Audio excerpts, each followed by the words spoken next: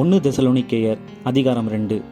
சகோதரரே, நாங்கள் உங்களிடத்தில் பிரவேசித்தது வீணாயிருக்கவில்லை என்று நீங்களே அறிந்திருக்கிறீர்கள். உங்களுக்கு தெரிந்திருக்கிறபடி முன்னே பிலிப்பு பட்டணத்திலே நாங்கள் பாடுபட்டு நிந்தை அடைந்திருந்தும் வெகு போராட்டத்தோடே தேவனுடைய சுவிசேஷத்தை உங்களுக்கு சொல்லும்படி நம்முடைய தேவனுக்குள் தைரியம் கொண்டிருந்தோம். எங்கள் போதகம் வஞ்சகத்தினாலும் துராசையினாலும் உண்டாகவில்லை, அது கபடம் உள்ளதாயும் இருக்கவில்லை. சுவிசேஷத்தை எங்களிடத்தில் ஒப்புவிக்கத்தக்கதாய் தேவன் எங்களை உத்தமர் என்று எண்ணினபடியே நாங்கள் மனுஷருக்கு அல்ல, எங்கள் இருதயங்களை சோதித்தறிகிற தேவனுக்கே பிரியமுண்டாக பேசுகிறோம். உங்களுக்கு தெரிந்திருக்கிறபடி நாங்கள் ஒரு காலும் இச்சகமான வசனங்களை சொல்லவும் இல்லை, பொருளாசை உள்ளவர்களாய் மாயம் பண்ணவும் இல்லை.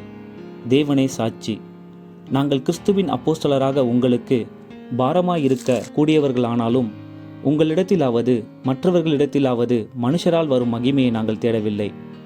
உங்களிடத்தில் பச்சமாய் நடந்து கொண்டோம்.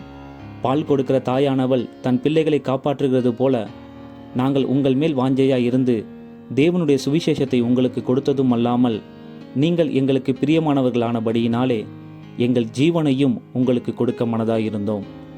சகோதரரே, நாங்கள் பட்ட பிரயாசமும் வருத்தமும் உங்களுக்கு ஞாபகமாயிருக்கும்.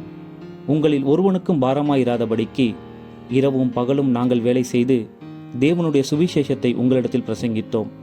விசுவாசிகளாகிய உங்களுக்குள்ளே நாங்கள் எவ்வளவு பரிசுத்தமும் நீதியும் பிழையின்மையுமாய் நடந்தோம் என்பதற்கு நீங்களும் சாட்சி, தேவனும் சாட்சி. மேலும் தம்முடைய ராஜ்யத்திற்கும் மகிமைக்கும் உங்களை அழைத்த தேவனுக்கு நீங்கள் பாத்திரராய் நடக்க வேண்டுமென்று தகப்பன் தன் பிள்ளைகளுக்கு சொல்லுகிறது போல நாங்கள் உங்களில் ஒவ்வொருவனுக்கும் புத்தியும் தேறுதலும் எச்சரிப்பும் சொன்னதை அறிந்திருக்கிறீர்கள்.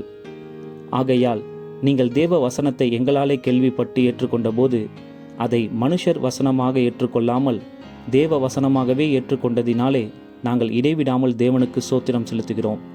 அது மெய்யாகவே தேவ வசனம்தான். விசுவாசிக்கிற உங்களுக்குள்ளே அது பெலனும் செய்கிறது.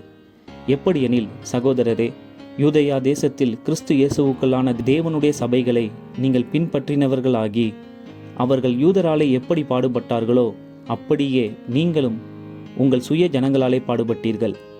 அந்த யூதர்கள் கர்த்தராகிய இயேசுவையும் தங்கள் தீர்க்கதரிசிகளையும் கொலை செய்தவர்களும் எங்களை துன்பப்படுத்தினவர்களும் தேவனுக்கேற்காதவர்களும் மனுஷர் யாவருக்கும் விரோதிகளுமாயிருந்து புறஜாதியார் ரட்சிக்கப்படுவதற்கு நாங்கள் அவர்களோடே பேசாதபடிக்கு தடை பண்ணுகிறார்கள். இவ்விதமாய் எக்காலத்திலும் தங்கள் பாவங்களை நிறைவாக்குகிறார்கள். அவர்கள் மேல் கோபாக்கினை பூரணமாய் வந்திருக்கிறது. சகோதரரே, நாங்கள் இருதயத்தின்படி உங்களோடு இருந்து சரீரத்தின்படி கொஞ்ச காலம் உங்களை விட்டு பிரிந்திருந்தபடியினாலே உங்கள் முகத்தை பார்க்க வேண்டும் என்று மிகுந்த ஆசையோடே அதிகமாய் பிரயத்தனம் பண்ணினோம்.